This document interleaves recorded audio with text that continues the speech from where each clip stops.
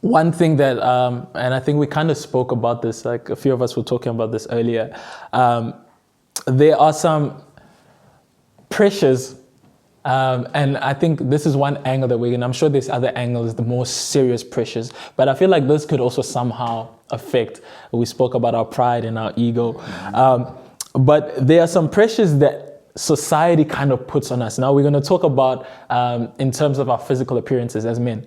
There's some pressures that society puts on us, and we can just talk about like whether our personal experiences or how we view it. And I think one of the biggest things that came up, because we were admiring Jack's beard, because it's just out of here. But like, how do you do it? What is your what is the secret? But it's like things like that, and I think the one thing that you mentioned is how. I can't remember what we said, but like a girl was talking about this is what she wants in a man, that he needs to be 6 foot above, and he needs to have a beard, and he needs to be like, when we hear those things, for us, me and you, Karabo, who cannot grow beards like that, or when you guys who are not 6 foot, you know what I'm saying? Like how, I don't mean it like that. Whoa! You guys. No, guys, come on. But guys, no, we all have our things. You guys can grow beards. We are 6 foot. But like when we hear these things, and I feel like maybe we don't even talk about it, but like I feel like we actually do get affected by it. Like the fact that like I can't grow a beard and everyone is saying like this is the end thing, or like I'm not 6 foot and like this is what girls are looking. They're literally saying that if you're not 6 foot, we don't want you. Like that conversation is insane. So like, how has that for you? How has that touched you, moved you? How has that made you feel? Have you experienced anything in that regard? Have you heard or seen anyone experience something like that? Yeah. I don't know. I looked at you. I'm not looking at you. with the beard thing, yeah. Right.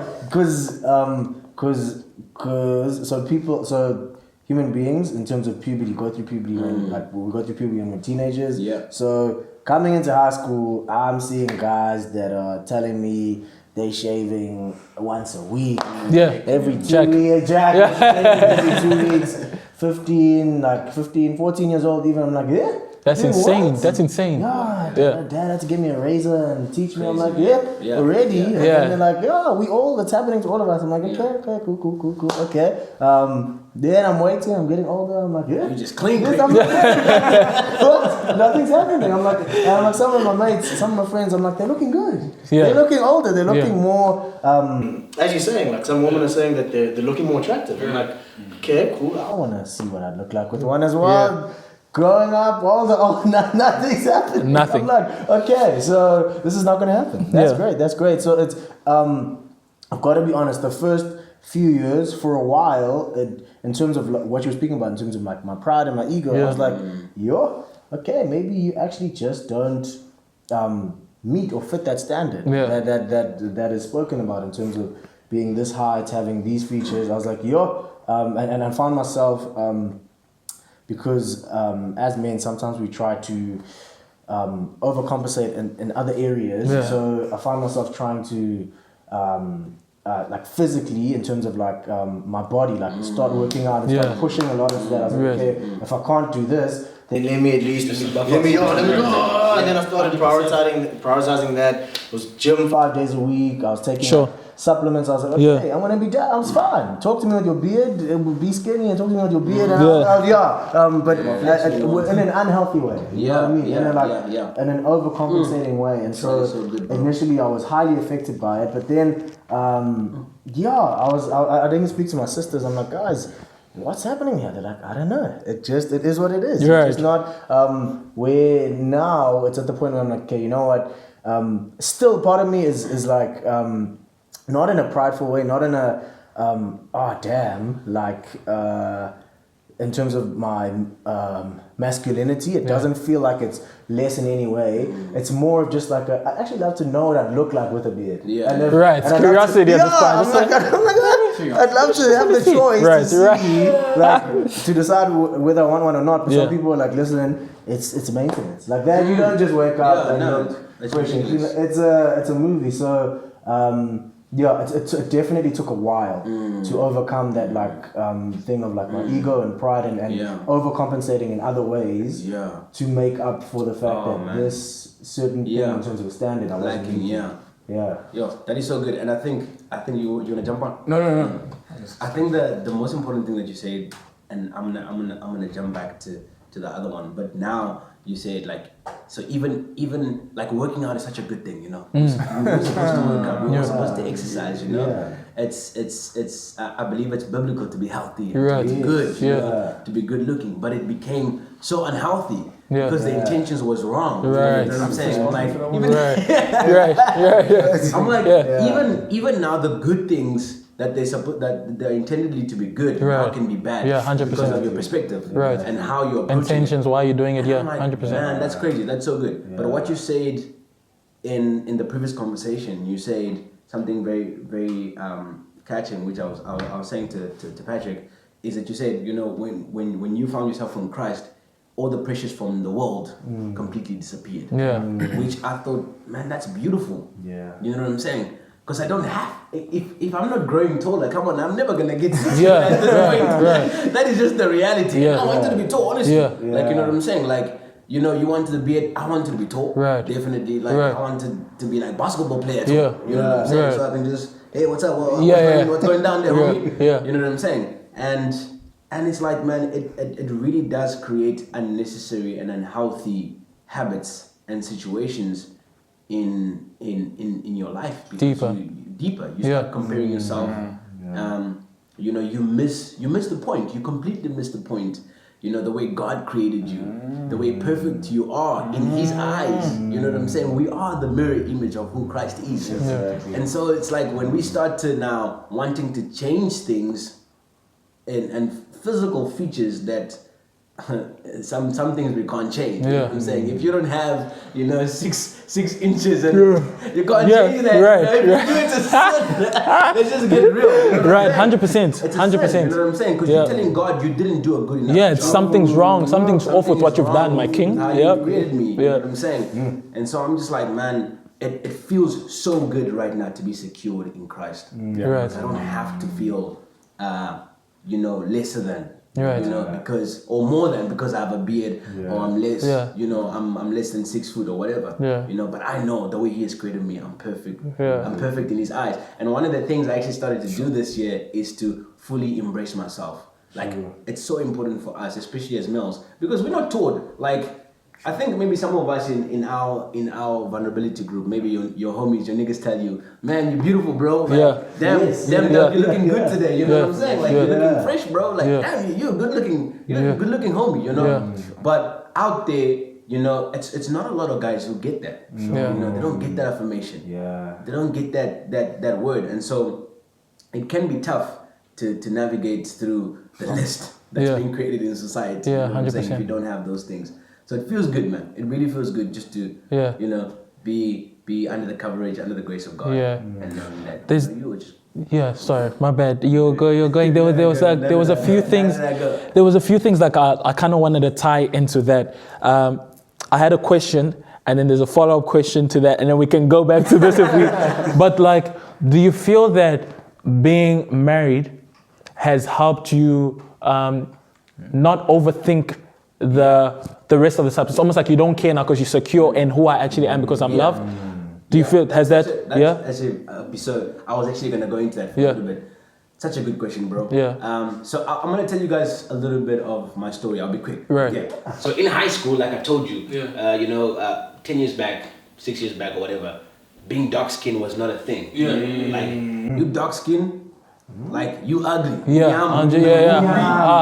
ugly, you know what I'm saying? And they would tell you straight, like, 100%. Dark, like, And in high school, it was rough. I had a rough primary school and a rough high school. Because the beard wasn't it wasn't a thing either. You know what I'm saying? Because you're growing hair 10 years back again, you just dirty. 100%. And you're just growing old very quickly. And you're dark skinned.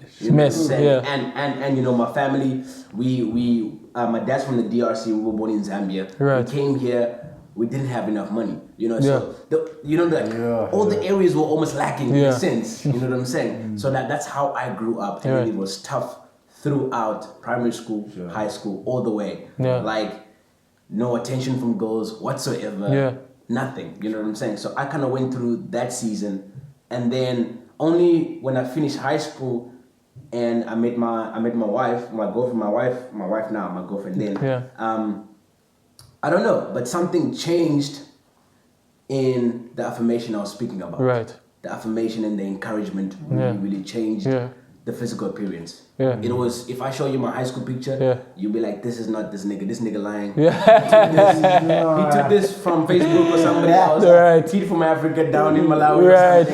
But 100%. And I promise you, you will not believe that was me. And I just feel like it was all God. 100%. It was really all God, and really bringing this amazing woman to affirm those things and to bring them out of me. 100%. You know what I'm saying? And so through learning to love myself, I guess, kind of now, I don't know, it's weird. It's really weird. So I'm like, I don't get this trend sometimes. Because sometimes this will be the trend, and then this will be the trend. Right. And then it will completely change. But there was a big shift, bro. Especially when I met my wife. Because I met my wife when she was in grade 11. I was in my first year of college. I just left high school. I didn't finish high school, by the way. I left high school in grade 11. She was in grade 11 the year after, and then I was in my first year. So the change started to happen in that area, and a lot of it came from her. You know, affirming, hey, you're beautiful. Hey, you're good looking. Hey, don't think less of yourself. Don't think, because she used to tell me, oh, you're so good looking. And I'm like, it's only your eyes. And nobody else thinks that. You know what I'm saying? So you just lying to me, trying to make me feel good. It's all right. I get it. And she'll tell me again, no, you don't understand. You're beautiful. You're beautiful. You're beautiful. You're beautiful. And then, you know, 6 years down the line, dude is trending, bro. Feeling myself. You know? Right. You know what I'm saying? So it's like, man, and I have to say, like, it has to be God. I don't think it can be anything I can explain out of my head. 100%. Like, man, I'm at a point where I'm fully embracing who I am. I'm dark skin. I got a beard, you know what I'm saying? I'm not 6 foot. Whatever, you know, and this is who I am. And I think my wife, like I said, she makes a big part of it, like 90% of it. It's definitely her, because she constantly. There's that affirmation. You know, which is great. So that then ties into my next thought, right? So it's the whole. And it was kind of just felt like a light bulb moment, because we were talking about how obviously these are all like things that society society puts on us. But I feel like that then it becomes a pattern, because now what happens is guys now want this affirmation because they don't have. And so then what happens is it becomes a search, and they find that affirmation from females.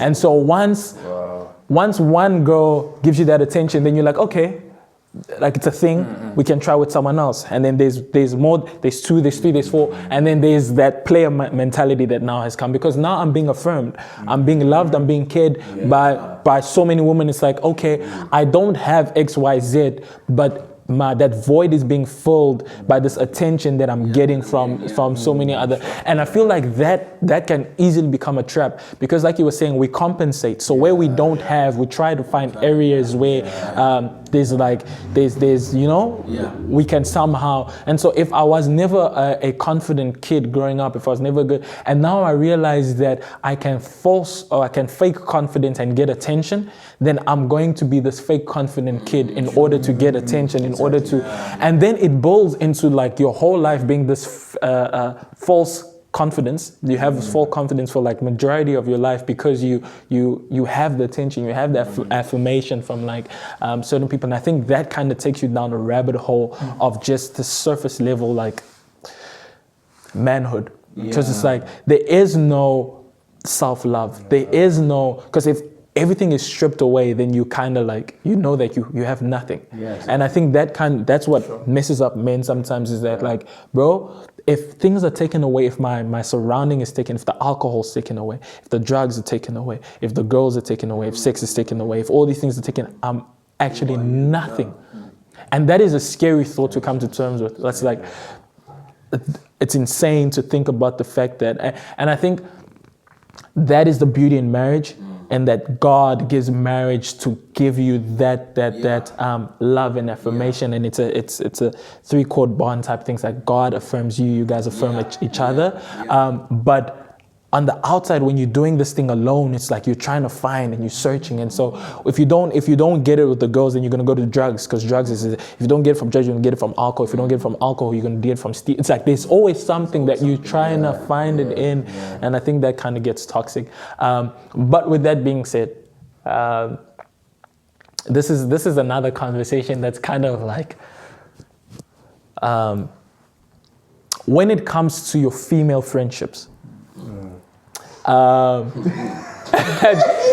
Jack's wife made a sound in the background. It's like, when it comes to female friendships, how do you navigate your female friendships, and do you set boundaries with your female friendships?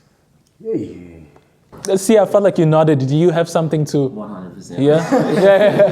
I think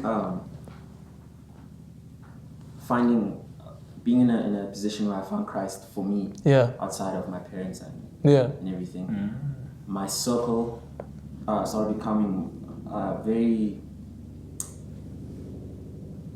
a lot of females started showing up in my circle, because of my setting and the friends that I had, and I realized that for me personally, being the fictional person that I am, it would be very dangerous for me to be 100% of me, because it might be misconstrued by the outside.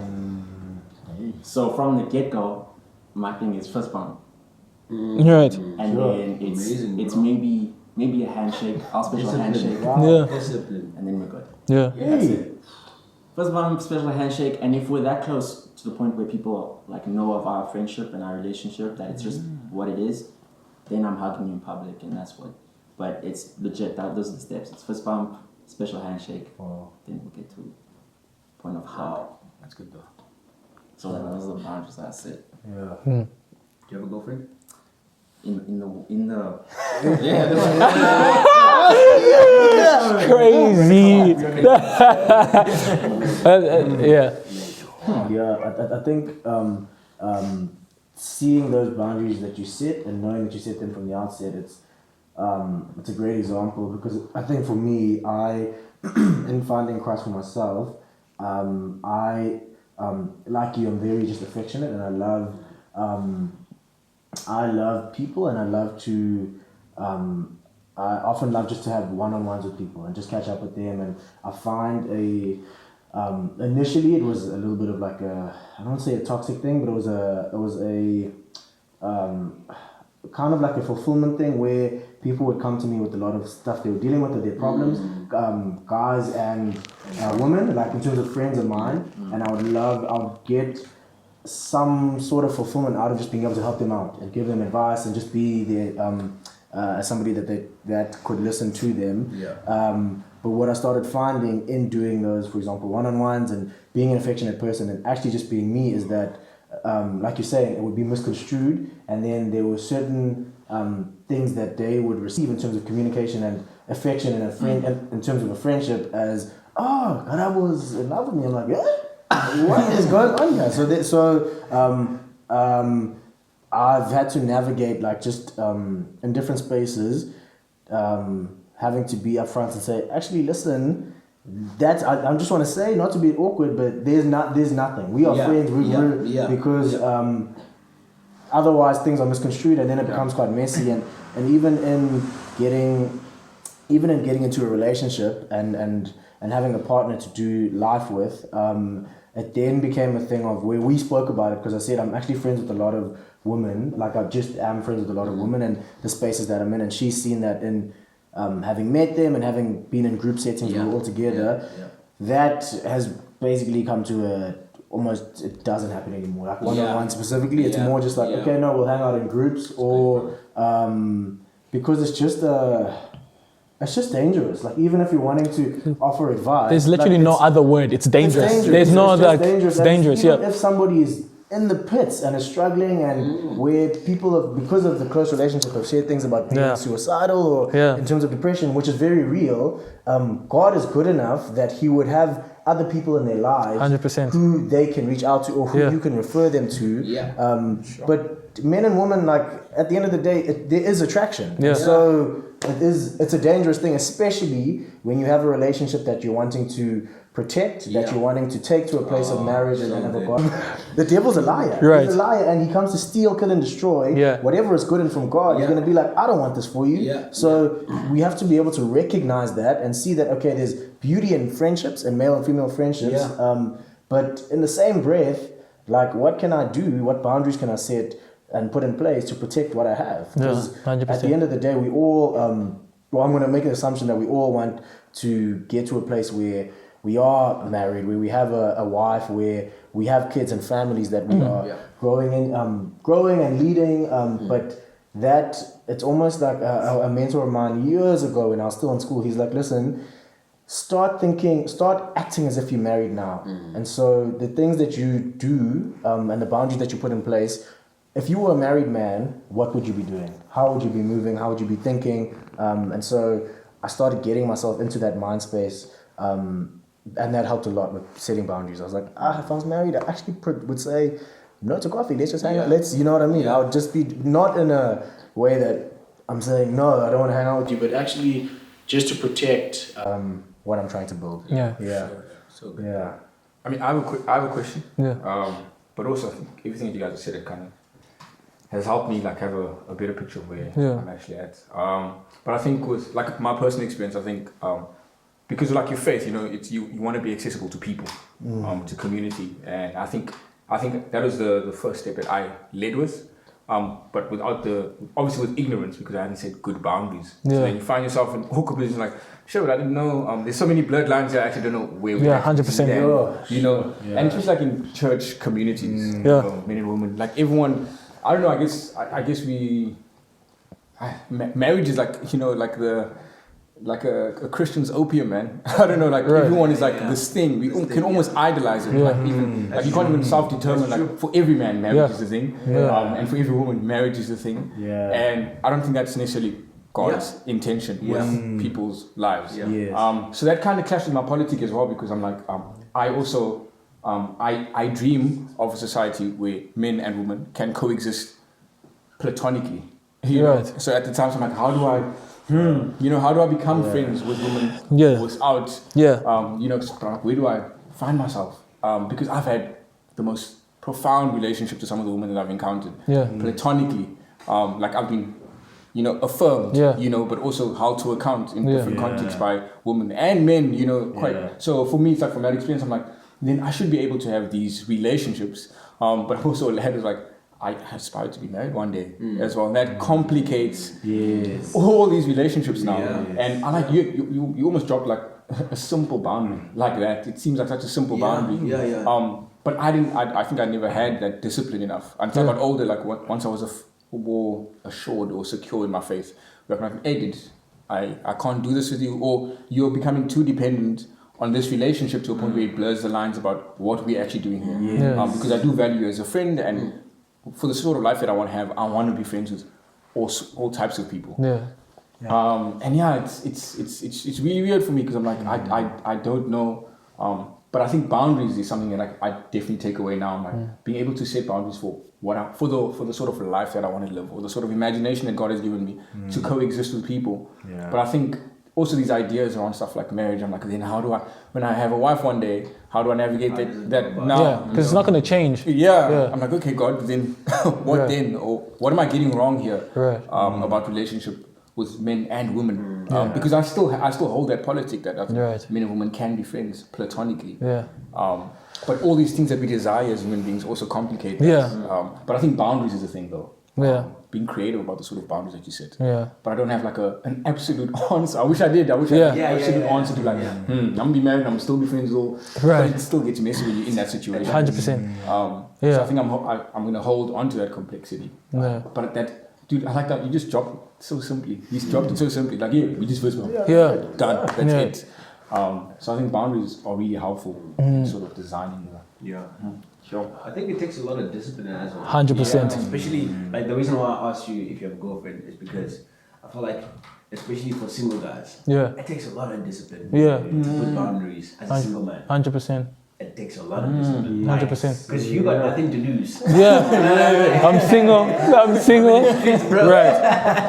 Right. You got nothing to lose. Yeah. So when you put boundaries, then it's going to be so beautiful when that person comes into your life, and there won't be any complications or any. And I think when we did marriage counseling, the first thing that stood out to me was like, don't do things your partner it's gonna trigger something in your partner. 100%. You know what I'm saying? Yeah.